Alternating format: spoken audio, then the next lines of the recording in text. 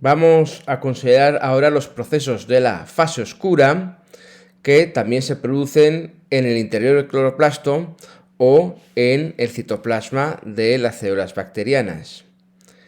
Para ello, previamente se va a producir la fase luminosa y en la fase oscura se va a utilizar la energía química obtenida en forma de ATP y los electrones, es decir, el poder reductor, en forma de NADPH. La fase oscura tiene lugar en el estroma del cloroplasto o el citoplasma de la célula procariota, si es el caso, y consiste en la asimilación de sustancias inorgánicas para transformarse en materia orgánica. De este modo, la fuente de carbono va a ser el dióxido de carbono, tomado tanto del aire como del dióxido de carbono que esté disuelto en el agua en el caso de un organismo fotosintético acuático. Y también las sales minerales. Las sales minerales tenemos como fuente de nitrógeno el nitrato, como fuente de azufre el sulfato y los fosfatos como fuente de fósforo. Estas sales minerales son obtenidos del suelo o también del medio acuático en el caso que sea así. Esta transformación de esta materia inorgánica, son sustancias inorgánicas sencillas en materia orgánica, va a necesitar el ATP y el NADPH obtenidos en la fase luminosa anterior. El ciclo de Calvin es el proceso básico y fundamental de la fase oscura y corresponde a la asimilación del dióxido de carbono. Este proceso genera la glucosa necesaria para la obtención de los glúcidos, de los lípidos también y del esqueleto carbonado de proteínas y ácidos nucleicos. Como vemos, es un ciclo, es decir, es una ruta metabólica circular, de tal modo que lo que nos van a interesar aquí, dado que se recupera el sustrato inicial al final de todo el proceso, lo que nos van a interesar son las entradas y salidas tanto de materia como de energía.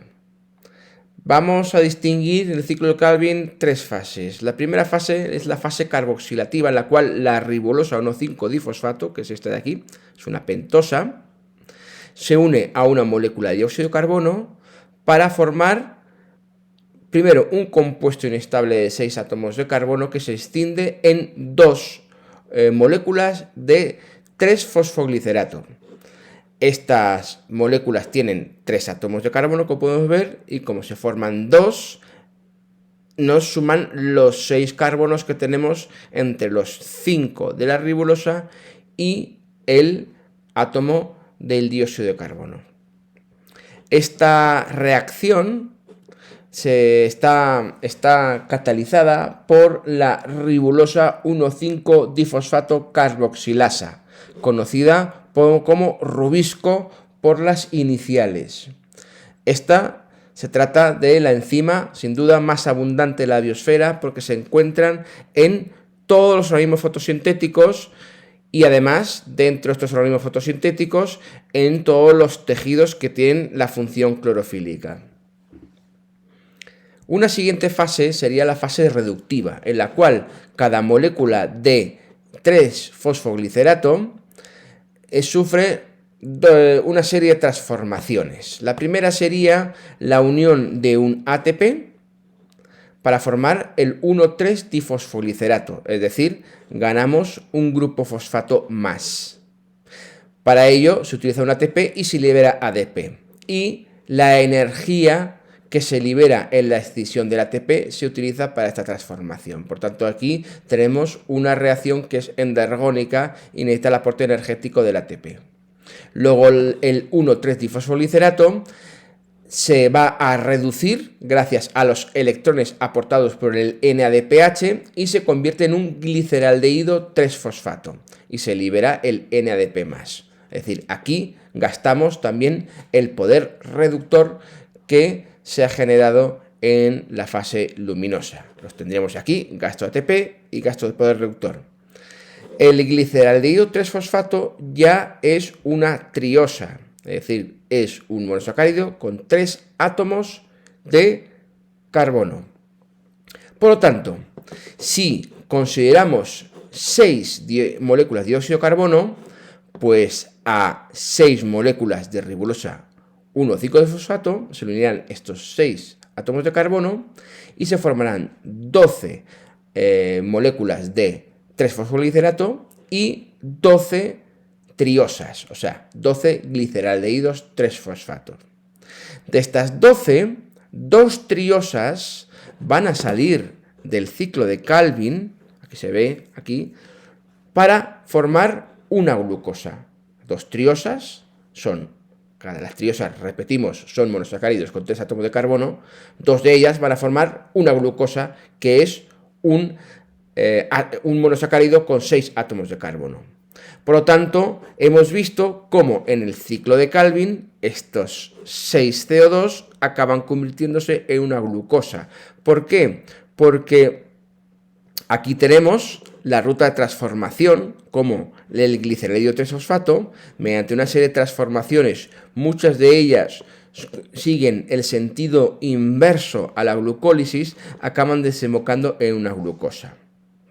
Decíamos que de esas 12 triosas que se generan por la unión de 6 CO2 a 6 ribulosas, 2 van a formar la glucosa mediante esta ruta que hemos mencionado y las 10 restantes van a continuar el ciclo del Calvin, que mediante numerosas reacciones más o menos complejas acaban recuperando las 6 moléculas de ribulosa 1,5-difosfato que se han utilizado en principio. Para ello, en un punto también hay gasto de ATP, concretamente por cada triosa por cada ribulosa, un ATP que se gasta. Por lo tanto, vemos que en definitiva podemos resumir el ciclo de Calvin por sus entradas y salidas. Van a entrar, tomando esta estequiometría, van a entrar 6 moléculas de dióxido de carbono, se van a formar 12 triosas, 10 triosas van a recuperarme las 6 ribulosas y 2 triosas van a formar una glucosa, de tal modo que las 6 moléculas de CO2 acaban convirtiéndose en una glucosa y hemos transformado una molécula inorgánica, CO2, en una molécula ya orgánica, que es la glucosa, que es el monómero con el que vamos a construir el resto de los monosacáridos, porque por isomerasas podemos generar galactosas, fructosas y demás, también ribosas, y por supuesto también los disacáridos y los polisacáridos. Además, la glucosa se puede transformar por vía respirativa en las mitocondrias, se puede transformar en acetilcoenzima A y este acetilcoenzima A por una ruta anabólica transformarse en grasas. Por tanto, también la glucosa es origen de las grasas. Y por supuesto, también podemos entrar en el ciclo de Krebs y de ahí pueden salir cetoácidos que uniéndose los grupos aminos pueden generar los diferentes aminoácidos. Por tanto, esta glucosa va a generar, mediante adición de algunos componentes, los diferentes monómeros de las distintas biomoléculas que existen.